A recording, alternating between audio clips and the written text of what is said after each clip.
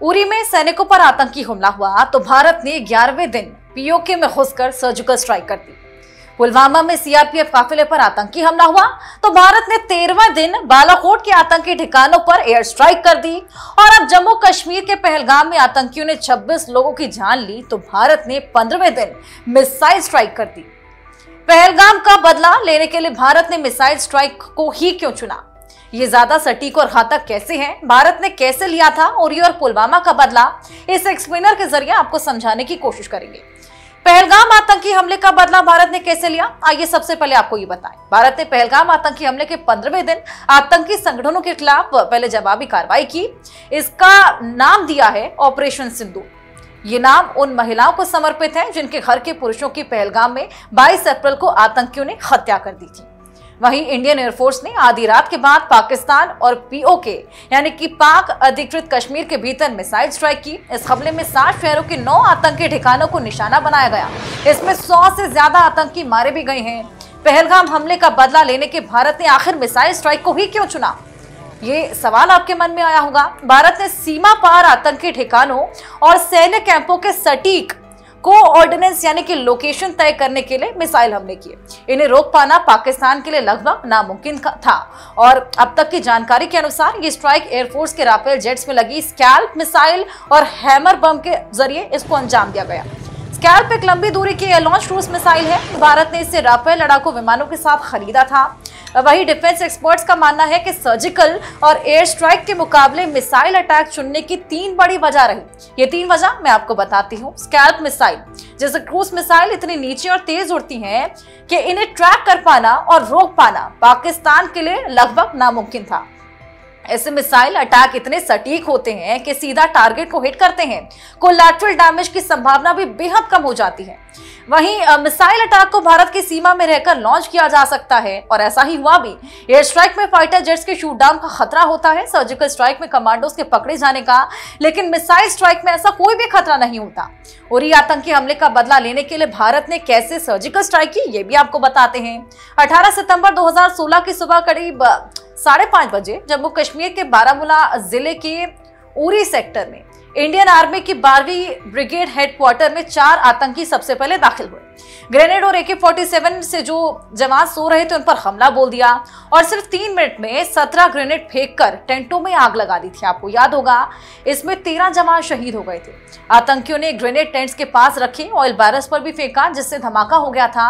तभी डोगरा रेजिमेंट के 19 साल के जवान की नजर आतंकियों पर पड़ी और वो अकेले ही आतंकियों से भिड़ गए थे।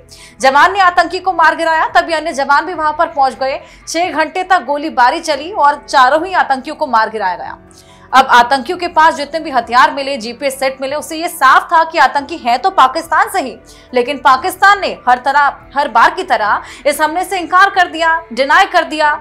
इसके बाद 28 सितंबर की रात 8:30 बजे दोनों पैरा स्पेशल फोर्स की 4 टीमें एलओसी पार कर पीओके में दाखिल हो गई और 4 पैरा एसएफ कमांडोज कुपवाड़ा से पीओके में दाखिल हुए।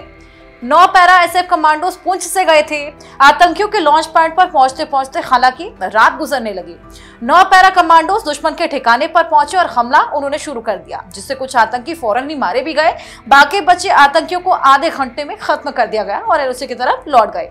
वहीं 4 पैरा एसएफ कमांडोज को टारगेट तक पहुंचने के लिए पीओके के काफी अंदर तक जाना था, इसलिए उन्हें पहुंचने में सुबह हो गई। इस टुकड़ी के कमांडोज को 2 टीमों में बांट दिया गया और जरा भी देर ना करते हुए कमांडोज ने गोलीबारी शुरू कर दी। यहाँ उन्हें दुश्मन के लॉन्च पैड्स और गोला बारूद को निशाना बनाया। ऑपरेशन पूरा करके कमांडोज वापस लौटे तो एक कमांडो का पैर लैंड माइंस पर पड़ गया था, आपको याद होगा, जिससे 2 कमांडोज घायल भी हो गए थे। और जैसे ये टुकड़ी एलओसी पर पहुंची तो पीछे से पाकिस्तान आर्मी ने गोलीबारी भी शुरू कर दी थी, लेकिन बैकअप की वजह से पाकिस्तान को पीछे हटना पड़ा और ऑपरेशन कामयाब हुआ था। वहीं आपको याद होगा 14 फरवरी 2019 को दुनिया जहां पर एक तरफ वैलेंटाइंस डे मना रही थी, जम्मू कश्मीर के पुलवामा में केंद्रीय रिजर्व पुलिस बल यानी कि सीआरपीएफ का काफिला गुजर रहा था। 78 गाड़ियों का काफिला था, करीब 2500 जवान उसमें मौजूद थे जो श्रीनगर जा रहे थे। दोपहर के करीब 3:15 बजे थे। श्रीनगर पहुंचने में महज आधा घंटा बचा था और इसी रास्ते में 2 आतंकी शाकिर बशीर और आदिल अहमद डार काफिले का इंतजार कर रहे थे। नेशनल हाईवे 44 था। काफिला टारगेट लोकेशन पर पहुंचा।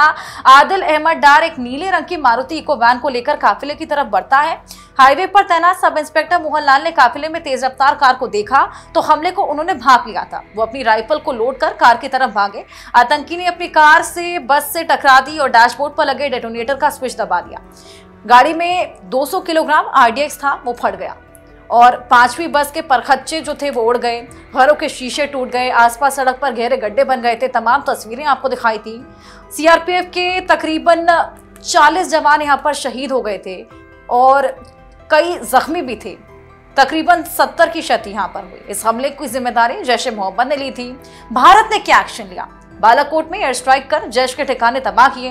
15 फरवरी को एयर चीफ जिन्होंने केंद्र सरकार के सामने POK में आतंकी ठिकानों पर एयर स्ट्राइक का प्रपोजल रखा, सरकार ने इसे मंजूरी दे दी। 16 से 26 फरवरी तक एयरफोर्स ने हमले की तैयारी की। 1 स्क्वाड्रन टाइगर्स और 7 स्क्वाड्रन बैटल एक्सेस के जवानों को एयर स्ट्राइक के लिए चुना। इसे नाम दिया गया ऑपरेशन बंदर।